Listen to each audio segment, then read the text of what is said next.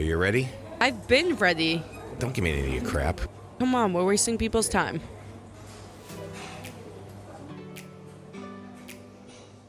Hi there. Thanks for diving into Two Peas, Same Pod, the humorous podcast of family unity that proves we're all in this comedic roller coaster of life together. Here are your hosts, the father and daughter duo, Eric and Tovah Weinstein. Okay, well, hello and welcome to Two Peas. Same pod. Woohoo! Woo-hoo-hoo-hoo. I'm your host, Eric Weinstein. I'm back, and I'm Tovah Weinstein. I need like a big baller name like Justice Geri.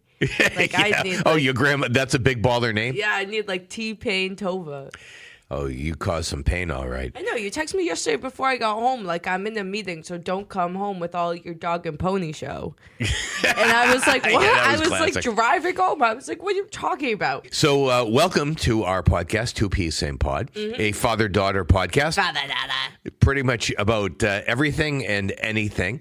Obviously, Tovah is back in the co-host chair this week. I'm back in the USA. After her trip, which we'll talk about shortly. But yes, I'm Okay. back in the USA, people. We break our show into three segments. The first segment is called World Peas, and that's where we talk about goings-on in pop culture. Then we have Peas Our Family. Peas our family. With Tovah's weekly little tribute to Sister Sledge there, where we talk about some family stories or some things that have been happening in our lives. And Tovah is loaded this Oh, week. I am loaded and ready to go. And then we close with Peas of Information, where I throw some hot questions Hot question. and get even hotter answers from Tovah. Just, Hot answer. I don't know why you're saying it like that. Because you started off, we're gonna throw 5 questions. We have 3 questions this week. Okay, this week we're gonna have one great question. Okay, so this week we have a few questions, but these questions every week are unrelated to anything we've talked about, really. And we just throw them out randomly. We don't prepare people, as you can tell by listening.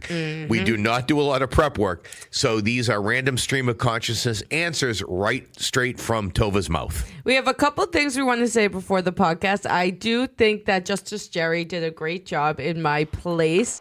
I liked her reactions when she'd be like, Tovah tells me you like to exaggerate. I gave her like a little bit of a lowdown before she came on. Apparently. And then we opened with the episode, but we wanted to talk about Hersh. Oh, yeah. Didn't we open with that? Well, I wasn't recording the whole thing. Oh, okay. I just wanted to say a brief thing.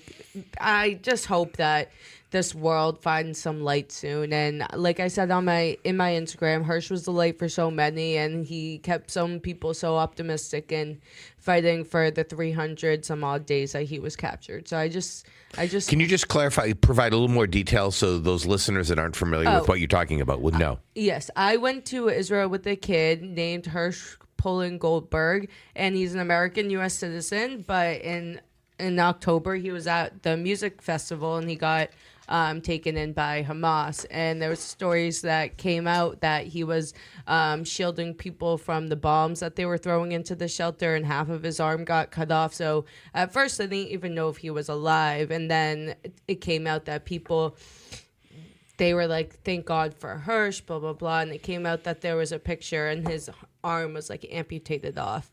But that was all protecting just people that he loved. And he was just so kind and so nice. And you knew him because of that trip to Israel you took in 2017. Yeah, I went to Israel with my camps, and it was 3 camps. And then it was, I think there was like 10 maybe Israelis that joined our trip, so they could kind of experience it through like not a tourist eye, but just a different eye, since they lived there all their life and they kind of have a different way of living. So they joined our trip, and he wasn't on my exact bus. There was a couple other kids on my bus. He was on, I believe, Sophie's bus. Okay. But he was on my trip for the 5 weeks, and the whole thing's just so sad. And So you got to know him while you were there. yeah, I got to know him. He wasn't on my direct bus. But you just showed me some pictures, just the two of you. Yeah, hanging out. it's just terrible what happened. terrible. And it's sad that the day after I got home from vacation, I woke up to that. And it's just terrible what's happening. But just wanted to mention that. And then I think we owe a shout out to Honda. Why do you shout out to Honda? A shout out to Honda and Honda vehicles. I think we can endorse Honda vehicles. Well, hey, listen, by this point. If Honda USA wants to support this podcast, we are welcome to those discussions. Mm-hmm. But I think what you're referring to is back in maybe it could have been even like 2016 or 2017. Right before we went on our college visit to University of Maryland. Anyway. In 2017, you crashed your Honda CRV, maroon red, UMass maroon, and into when a telephone pole. I remember vividly, people came out of their houses and then looked and just went back in. Except Jeff Goldberg. Yeah, besides this one kid. Yeah, besides this one guy who I knew from playing youth basketball through TBA. But these people came out, saw I crashed into a telephone pole, and then they just went back inside. Didn't even ask if I was okay. Yeah, it was practically a wraparound. Luckily, it was just a mile, less than a mile up from our house. So my mom. But you were out of your mind. My mom was able to stop cooking the matzo ball soup, and it was Passover. It was April vacation. It was Good Friday, I think. Actually. I don't know, but I was just coming from Panera with Bridget. Oh, then it wasn't good. Then it was. Well, maybe it was right before Passover began. It was because we told people to delay coming to the house because you needed to regroup. Okay, so Tovah thankfully walked away from that accident unharmed. Maybe a little bit of a scratch from the seatbelt, though. Emotional scarring and seatbelt, thankfully, it did its job. Yes. Your airbag didn't have to deploy because the collision didn't affect that part. But thankfully, you were okay. You walked away from the accident. The car was totaled. We got a new one several weeks later, and it's been great. We got a replacement, the exact same car, different color. We have a very good friend, Rich Brocklesby, Town Line Auto Body on the Holbrook Braintree line. Oh, my God. Shout out to Rich. Shout out. And they do phenomenal body work, but I sent him a picture of it, and he's like, oh, yeah, well, the airbag went off. So that's totaled. Yeah, because that's automatic. Terrible. Totaled. So Honda did Tovah right that time, and that car did exactly what it was designed to do, crumpled in the right places, and she walked away unscathed. And unfortunately, last week, the other child, I get back from vacation. And Josh had an incident with his Honda HR-V, which is a slightly smaller crossover, small SUV. And somebody ran a stop sign, and he ended up T-boning that person. Now, it's not his fault because the person ran the stop sign, but that car has now been totaled. Both cars, actually. He text again? And immediately I sent pictures to my buddy Rich, and he's like, well, I'd have to take a closer look at it, but it's not looking good. Rich is probably your kids are terrible drivers. No. This happens to anybody. First of all, the thing with Josh, he couldn't help it. Somebody ran a stop sign. That could have been avoided. Mine. If he had tried to avoid it, he would have plowed into a building. So he had no choice. It was a last-minute thing. Thankfully, he and Hannah were fine, and they both walked away, and now we have to look for a new car. But, of course, it's going to be a Honda, people. Woohoo! Because Honda has done the kids right. I know, and you have a Honda. You drive a beautiful, fancy Honda Odyssey. A 2011 Honda Odyssey man van, people. It's 13 years old. It is. It's bar mitzvah age. Yes, we're going to have a big bar mitzvah ceremony, catered event. You really do need a new car. I'm not saying I don't, but I'm not saying I do. Well, you just replaced a tire on it. I did. I had a blowout last week. Parents surprised me after I came home from vacation. They got my car detailed, but they wanted to surprise me. So when they picked me up, they were like, oh, yeah, we were just driving around, and Dad blew out this tire. And I was like, why were you even in that? Why'd you even go that way? And they were made up some BS lie. Let's get into it.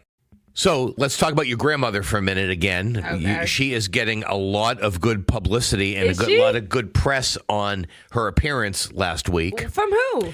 I don't know, random people who I know who don't even listen to the podcast. What the heck? They listen for Justice G? All of a sudden, I'm getting people coming up to me and saying, oh, I listened to your mother, and she was phenomenal. She was delightful. Are you joking? I am not joking. I am not joking. Who? Even Aunt Jan and Uncle Alan. Uncle Alan, who is probably a little bit more on the pessimistic side. Okay. He said, according to grandmother, he told Aunt Jan that Grammy sounded great.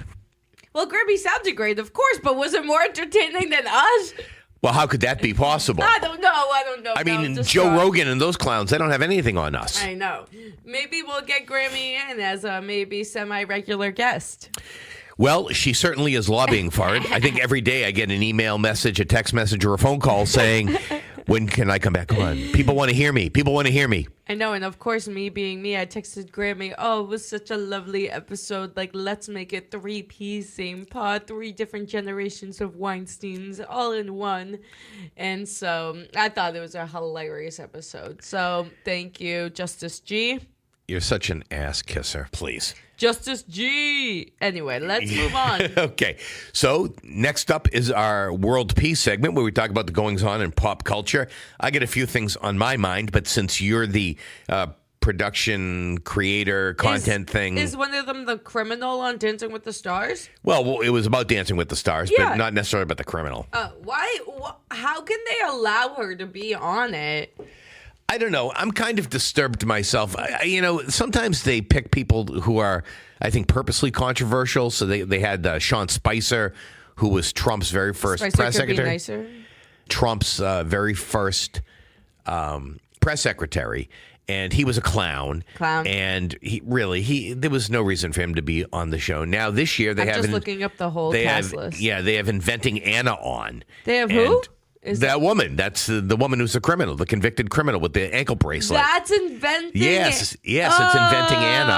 Oh, okay. Doesn't Ruth from Ozark play her or no? No. Oh, yeah, she did. She does. Yeah, Ruth. I forget. Casting. In any event, I'm not happy about that. I am not happy about the over connection to the Bachelor and Bachelorette. So this year, they have 4 people that have derived their fame. Jen. They have Jen. They have that guy Joey, who I think was Joey Grazia. Yeah, that was the same season as Jen.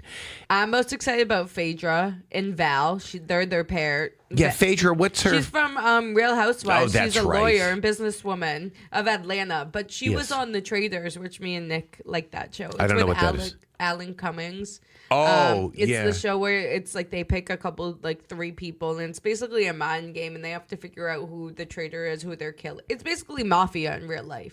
Who's getting killed? They have to figure it out. Okay, so But- Stephen Nedorosik. Yes, and Alana Mahar. Is she from Massachusetts? I too? don't think she's from Massachusetts, but yeah, the rugby player. The model Brooke Natter. Yeah, I'm not much into that. Danny A. Oh, And Dwight Howard. Amendola. What the heck? That's from when he was on the Patriots. So Danny Amendola from the I Patriots. know that would be good. He was just on Special Forces. Yes, he was. Just on a different reality. He's in good TV shape. Show. Yeah, Dwight Howard, that guy, he's ripped. He's tall. Well, he's a basketball player. Who's Reginald Vel Johnson? Oh my God! Is that the Family Matters? It guy? is. It's the Family Matters father. He could not even walk without a walker when they were introducing him and his partner. He was just holding on to her, being like this. When did you see that? I saw a video of them all dancing. I think it was on Good Morning America. Oh, or he was on. something. I love Reginald Val Johnson. But he can barely move. He was in the original Die Hard. He was in Die Hard 2.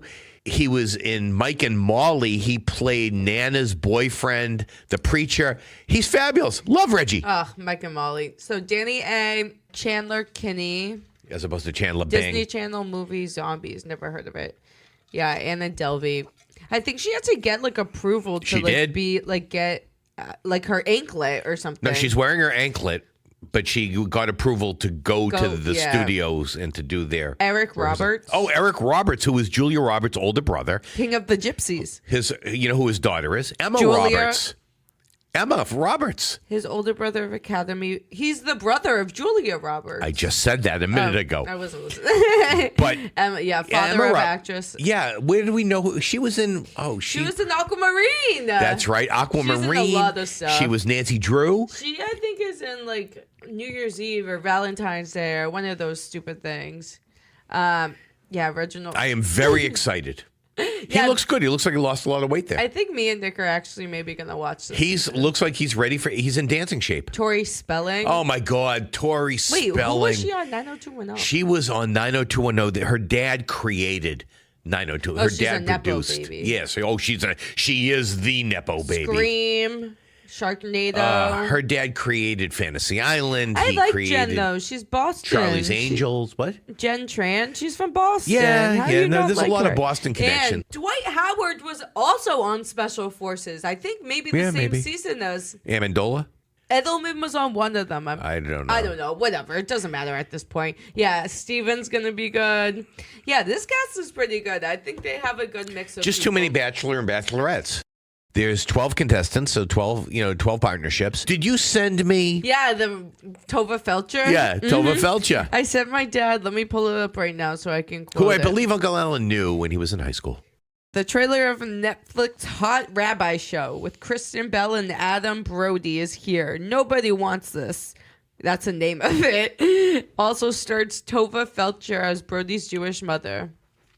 Tovah Felcher, Tony Award-winning actress, star of stage, screen, and television. I think it might be funny. There's a lot of movies featuring rabbis coming out these days. There's one in the theater now. Carol Kane stars in it, Which is weird because and you Jason would think Silverman. they would maybe move away from like all the Jewish stuff. I don't know. Maybe we're showing our strength. We're resilient people. You know, every Jewish holiday can be summed up in basically one expression. They tried to kill us. We survived. Let's eat. That's true. So, I'm looking forward to Dancing with the Stars, as I can tell you are, because I have dancing in my heart. Yeah, he has rhythm in his feet as well. I do. I'm like Happy Feet. I'm like the penguin in Happy Feet. Mm-hmm. And then, so what else did you want to talk about this week? Well, let's move into our Peas Our Family He's segment. a family. And let's talk a little bit about your world travels. My world travels. So Tovah took a trip. She was away for 8 days Yes, last I was. week. And she went to Amsterdam. And then she went to Barcelona in the company of her companion, Nick. Mm-hmm. And she has returned. Thankfully, I'm back. Thankfully, we didn't have to One bail. piece, baby. We didn't have to go over there and bail her out. Almost. No, just kidding. I'll get into it. Okay, so why don't you tell us a little bit about your trip? I'm not gonna. Don't butt in. Oh, I'll be butting in. I know your butt is everywhere. It's chipping in. So let's just say that Boston Logan Airport, efficient as can be. I think from when you dropped me off, I texted you guys when I got to the gate. It was maybe like at most 15 minutes from when we had to go to the kiosk, print out our bag labels, drop our bags off, go through security, and then get to the international terminal, which it wasn't really. I don't think it was in the international side, but it was Amsterdam, so it was only a 6-hour flight. So. No, you flew out of terminal, I think, C. I was So in C. that was just the domestic. My gate was C23. It was like right at the beginning, like right when you walk in. Yeah, because you took JetBlue over to Amsterdam. And let me say, I appreciate JetBlue. They had Fly, first of all. Yes. And then they had comfy seats, and it was so much better than Iberia Air. KLM wasn't terrible, but it was only a 2.5-hour flight. That was our middle leg.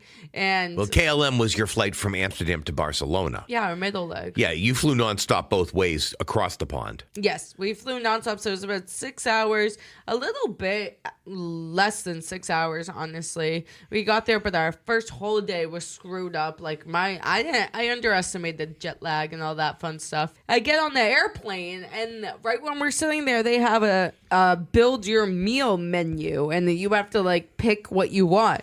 And so the options are char chicken and spring farro meatballs and harissa cauliflower lentils. And the beef and chicken meatballs look the safest option, so obviously I'm going to get those.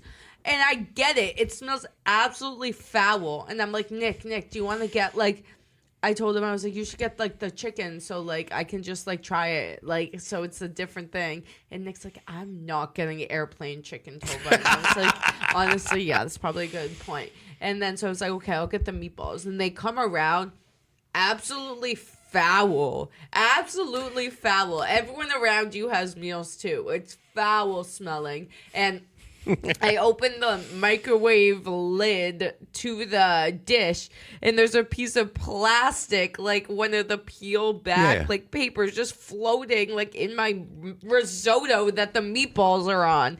And I just closed the lid, and I just gave it right back to them, and I was like, "Thank you."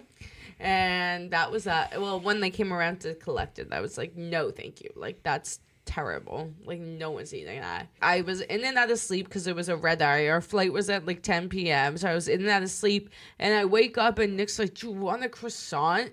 And I'm like, "What? He's like, "Do you want a croissant?" And I was like, sure.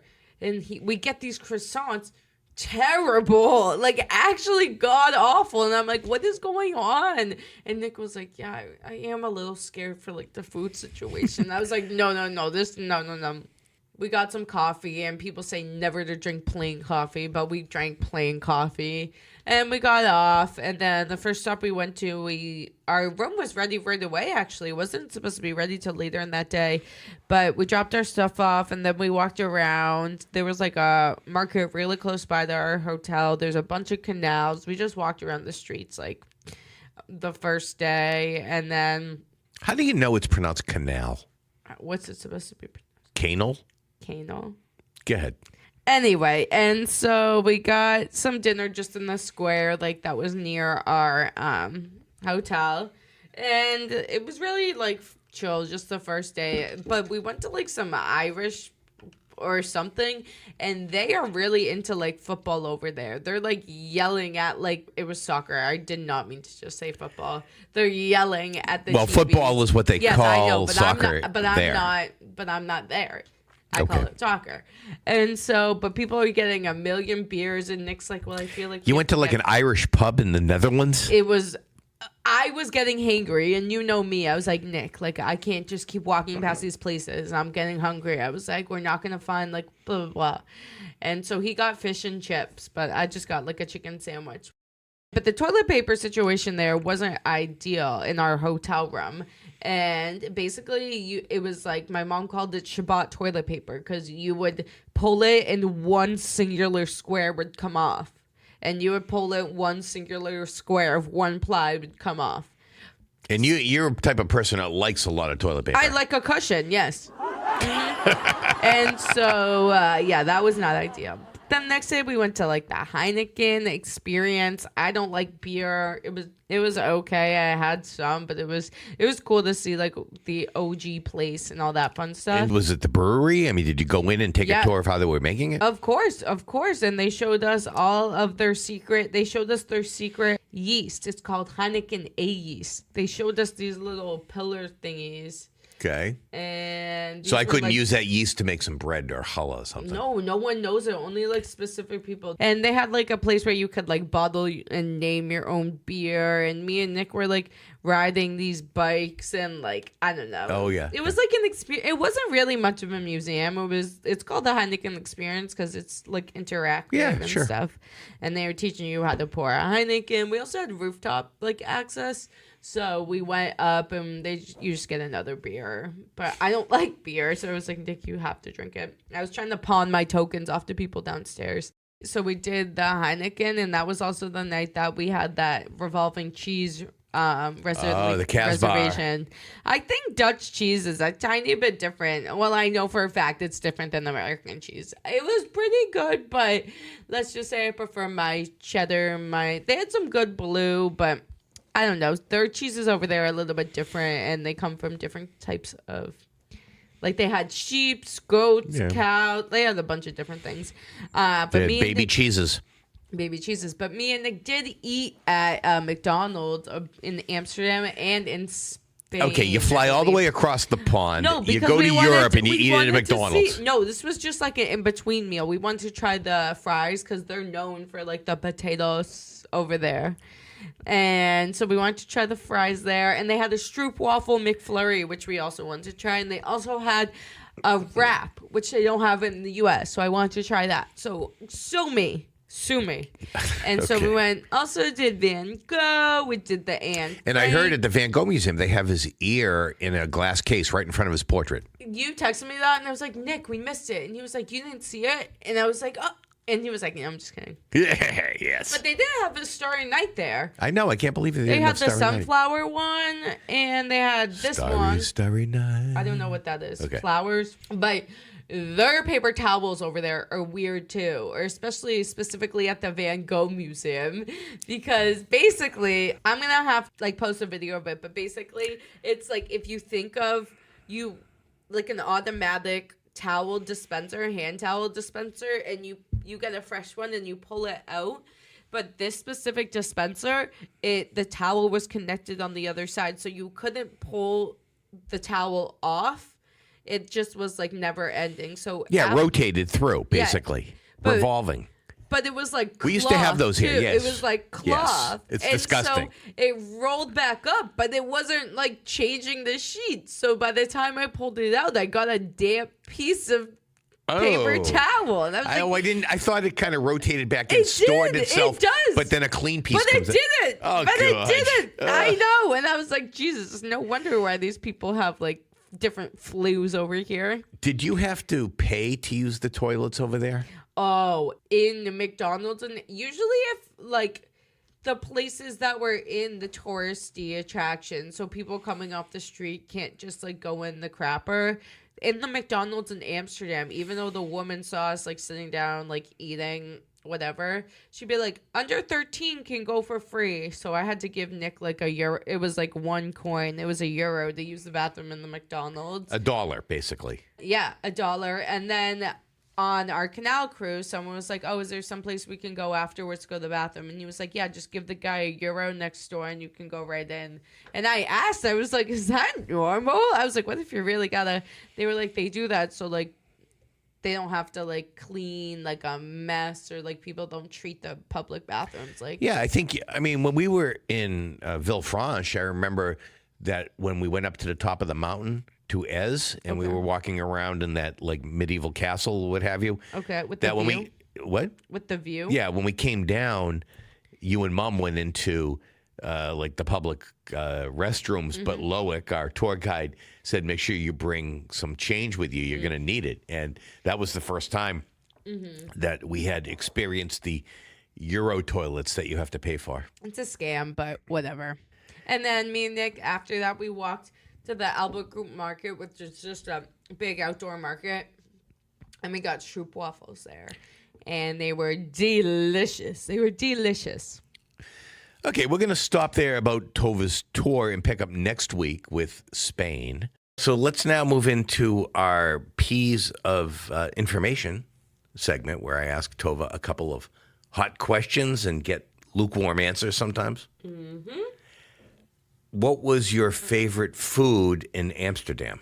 Probably the stroopwafels, or honestly, the stroopwafel McFlurry from McDonald's. It was so good. The McFlurry piece, is that what they call it over there, McFlurry? They call it here a McFlurry. I know, I'm just wondering if they call it a different name over there. Yeah, they call it a McFlurry. That's not a different name. And what do they drop pieces of stroopwafel in it? Yeah, they blend pieces of stroopwafel and then they put some at the top. But they don't have that flavor here, so it was really good. Are stroopwafels crispy or soft?